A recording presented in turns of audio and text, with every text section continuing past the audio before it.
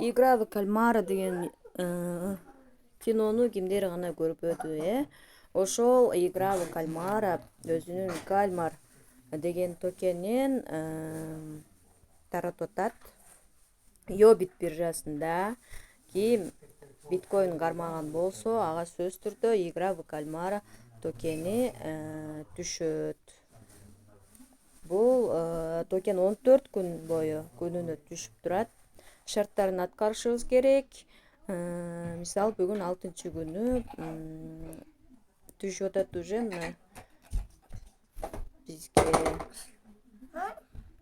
Так, выйти кылып кирели.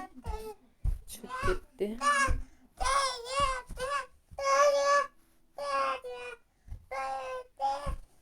Мынакей мага түштү. Кальмар деп турат. Кальмар. Так, биз азыр буну игральная кость дегенге кирип, дайс ойнойбуз бул токенди. 10 жолу сөзсүз түрдө дайс ойношубуз керек. Сквид деген токен. Бул жерде 0-1 кылбастан биз 0 жака 1 кылып көрөбүз. Минимальный кандай экен? 2 4-тан 0 кылсак болот экен. 4-тан 0 экен минималкасы. 4-0 анан 1 экен. Мына болду окшойт мына. Болду. Мына ролл дегенди басабыз. Мына кальмар. Биз утсак жашыл болот, утулсак кызыл болот.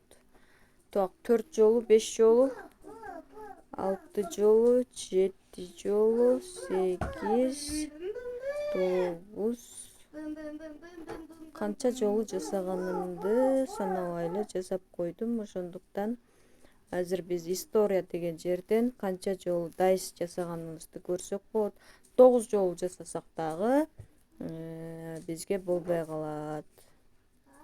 Мынакей дайс деген жерден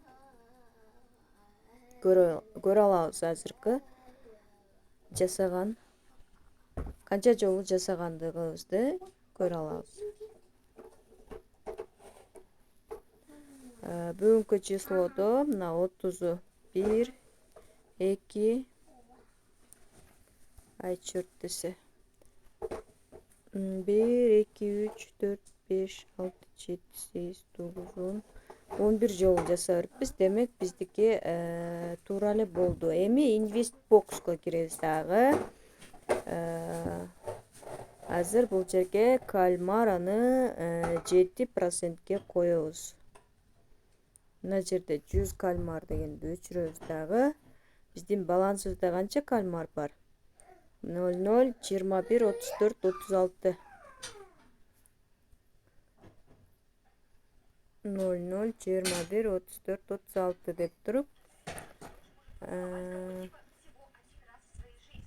деп туруп инвестировать деген басабыз.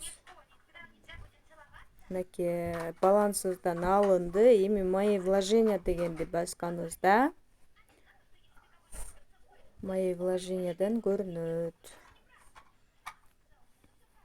Мынакей биздин коюлган стейкингке коюлган монетабыз. Күнүнө 7% үстүнө кошулуп турат. Биринчи күнү 21 14 59 койгон экен. Кечегинде 21 46 59 койгон экен. Бүгүн болсо 21 34 36 койдум.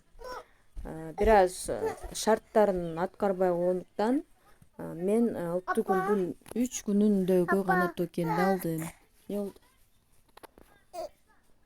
Мынакей достор.